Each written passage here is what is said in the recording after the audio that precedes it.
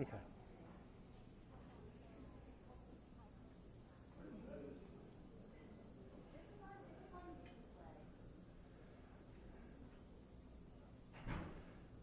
Hey, so we're set up here in Loveland, LU8, and that needs to go to NewsPath and to CBSN. Uh, okay. They had some breakup in the earlier press conference, but I'm attributing it to having 5 different levels of broadband being thrown out of here at once.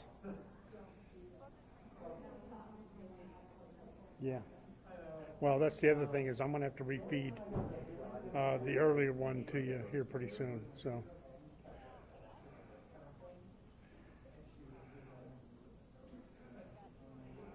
yes, yes. Okay. Yes. Bye.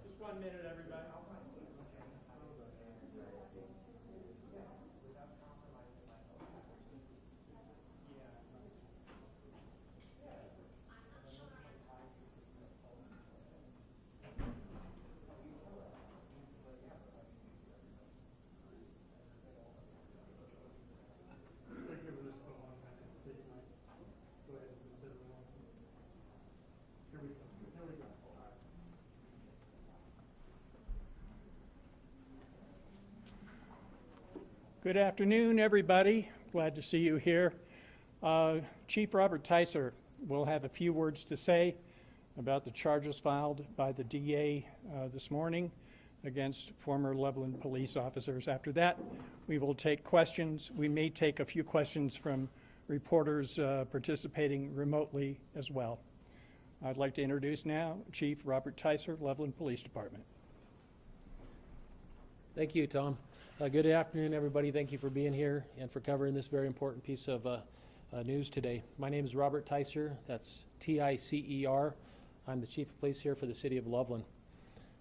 Today I'm here to respond to District Attorney Gordon McLaughlin's decision to charge 2 former Loveland police officers following the arrest of Karen Garner last summer. I fully support these charges. I'll say it again. I fully support these charges. We accept and understand the District Attorney's decision to pursue criminal charges against these individuals, and we will continue to cooperate with this investigation.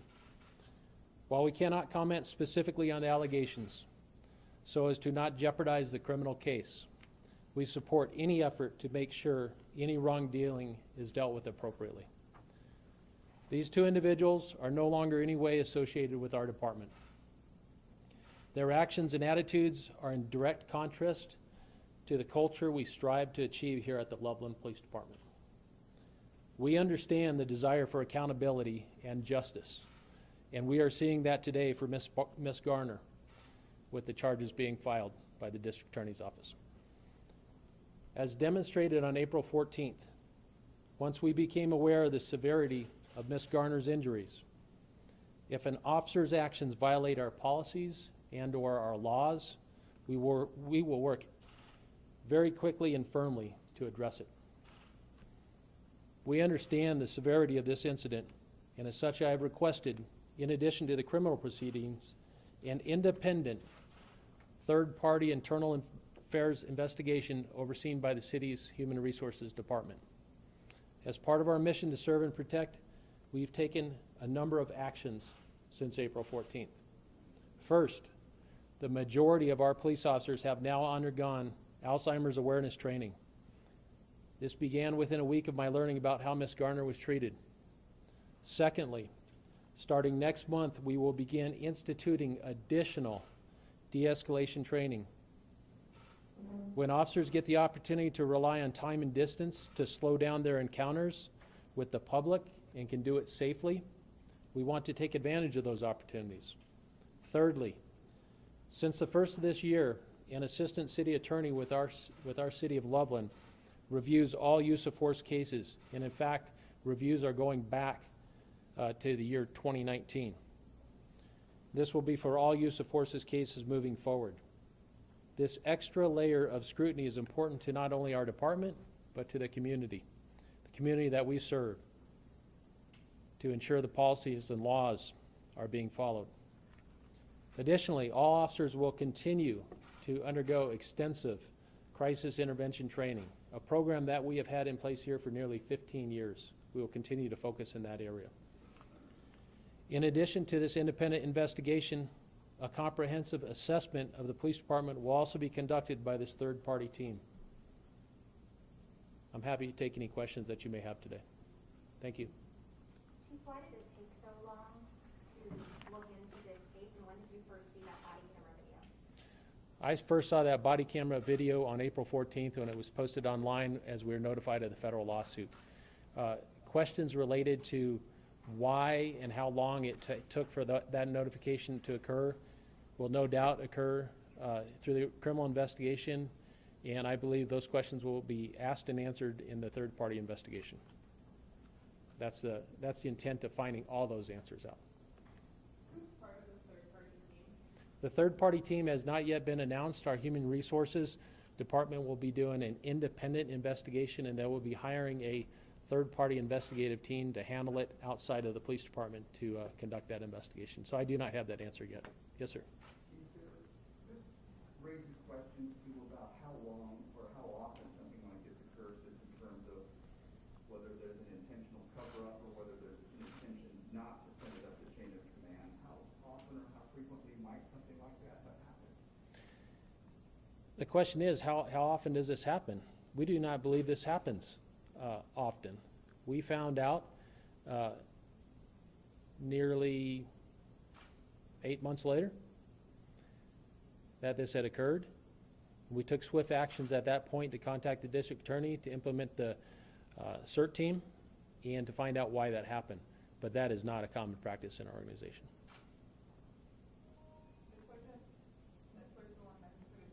Yes, ma'am. The sergeant is still on administrative leave. Would you guys have found out about this without this federal investigation or the federal lawsuit? I do not know if we would have found out about that without the federal lawsuit. Perhaps if it would have come in through a different channel, but that's how we were notified of it. For those in the community who are saying that this isn't enough, that they believe you or the city manager should step down, what would be your response to that? You know, there's a lot of emotions out there in the community and a lot of desire from community members for justice and accountability. That's what you're seeing right now. I can tell you with the district attorney's charges that were filed today, they were on 2 people. And I believe the charges stand for themselves and actually answer that question that you just asked. Was there ever actually an internal affairs investigation from the day that it happened? You know, the video from inside the booking area, we could hear them talk about whether or not they should report this to police. Did they? Was there an investigation at that point in time? There was not an investigation at that time, no ma'am. So did they not report it to the team? This is going back to the criminal investigation that's ongoing, and again, I can't comment specifically as to what happened during that course of time. That is something that will be worked through in this criminal prosecution. I'm sorry, I can't answer that. Do you know anything about the accusations that former officer Hobb attempted to influence a peace officer, and what were your reactions when you heard those charges were included? I was not surprised by the charges. Not surprised by the charges. My reaction is we have 2 former employees that were charged with crimes. They do not work here. So our reaction is extreme disappointment, and as a community, as a police department, as human beings here, we're very upset by it. Does this send a message to other officers in the department? I wouldn't say it sends a message. It sends a message to people to not conduct themselves, to find themselves charged by the district attorney's office. Our officers that work here right now are integrity-based. They have ethics. They have duty. They work so hard. So I don't believe they need to have a message sent to them because they already know right from wrong. They do it the right way, those officers that are employed here today. Did either of those officers have prior disciplinary history? Was the question, do these 2 officers have prior disciplinary hearing? No. Can you comment at all on the city council's movement to potentially create a commission that would restore, I guess, the trust between the community and your department? Right. There's obviously when you have an incident where former police officers are charged with a crime, you're going to have broken trust. We recognize that. We understand that. And when you have broken trust, there are many people in the community, many people in government who want to quickly restore that trust. Our police department wants to restore that trust. So there are a lot of ideas being brought forward on how to do that. Some of them have to do with trust commissions. Others have to do with civilian oversight of the organization, civilian review boards. And I think it's normal when you have this much emotion and you have this type of a severe situation that you're going to have a lot of ideas to work through. But I anticipate that there will be some oversight in some fashion of this organization as an outcome from this situation. Do you welcome that? I welcome anything that can help our department be better so we can serve our community the right way. Since officers Hobb and Dwelly resigned, do they still have access to any sort of benefits from the police department, like a pension service or income, anything like that? They do not. Our department has a defined contribution plan for folks in the private sector that would be similar to a 401k. So both of those 2 former officers were not fully invested in that. So there's no dollars coming out other than what they put in themselves. Chief, my colleague David Begno from CBS News wanted me to ask a follow-up question. You said, obviously, these support the charges now, as you just said, but why didn't you take action against these officers about a year ago, and why did it take the video being released by the family for this all to happen? We took actions as soon as we found out about the serious injury of this incident, and that was on April 14th. And swift and immediate actions took place from that point forward until today's announcement of the charges. If we would have known that on June 26th, we would have implemented the same protocols as were implemented directly after April 14th. How long do you expect Sergeant Metzler to remain on administrative leave? I do not know how long he'll be on administrative leave. The investigation, as I stated, is independent of this police department, so we will not be involved in that.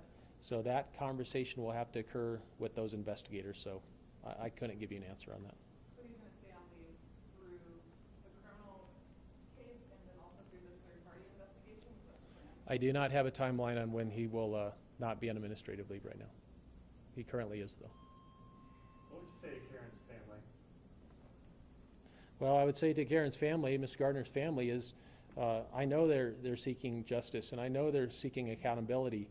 And today, there was a very strong message from this community of charges on 2 former police officers.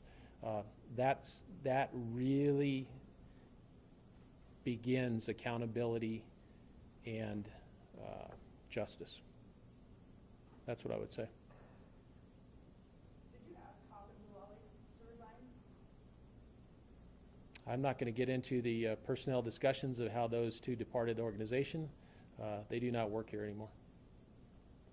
You said you've made changes to training of the officers. Have you also made changes so that if an incident like this happens in the future, you will learn about it quicker? We have excellent stopgaps in our policies, in our reviews, in our supervisors to find out when officers are outside of policy or law. We are evaluating all of them right now to ensure that we're better, because obviously we did not know about this until April 14th, months later. So we are continuously evaluating that. We also will anticipate that the assessment of the department will look at all our processes and how we review cases and how we supervise to gain better understanding of how to do that better. And during that evaluation, Chief, have you guys learned something already that you feel like could help? We're always learning. Every day is a learning opportunity for our department. We've had great people reach out to our organization. We've had lots of people reach out to our organization and say, hey, what about this training? Or here's a training that might be beneficial to you, and we're looking at all of those. The Alzheimer's Association training was implemented very quickly, and that training was excellent.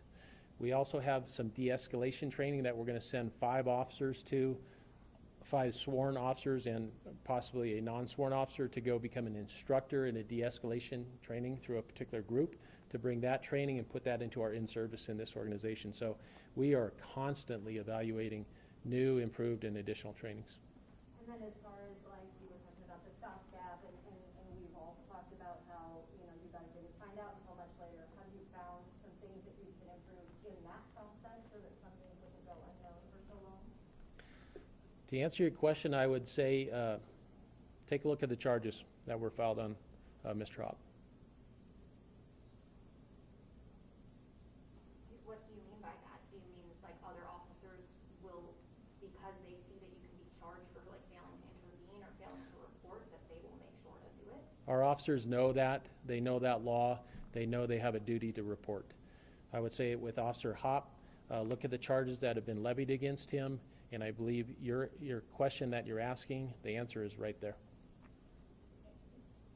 Without these charges and without this case though, if something were to go unforeseen again, have you guys already sort of, in your evaluation of this process, I guess what I'm asking, learned ways to make sure that can't occur or that we can do better? We're continually looking at the evaluation process. We do rely heavily on supervisors in the field.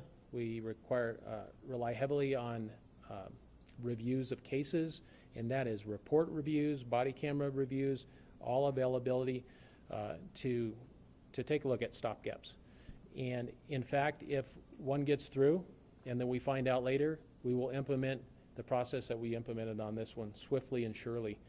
Just like if we knew about an alleged crime immediately, we would handle that immediately in the same fashion. So it's very important. We take it very serious. Was failing to intervene or failing to make a report a criminal charge before SBC 17? And if not, is it fair to charge them now for an incident that happened before SBC 17 was passed?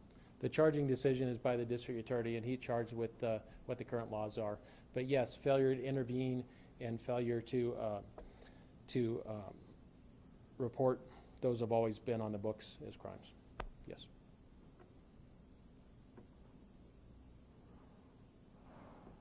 All right. Well, I appreciate everybody's time. I'm thankful for the questions, and thank you for covering this for Mrs. Garner and for our community. Appreciate it. Thank you.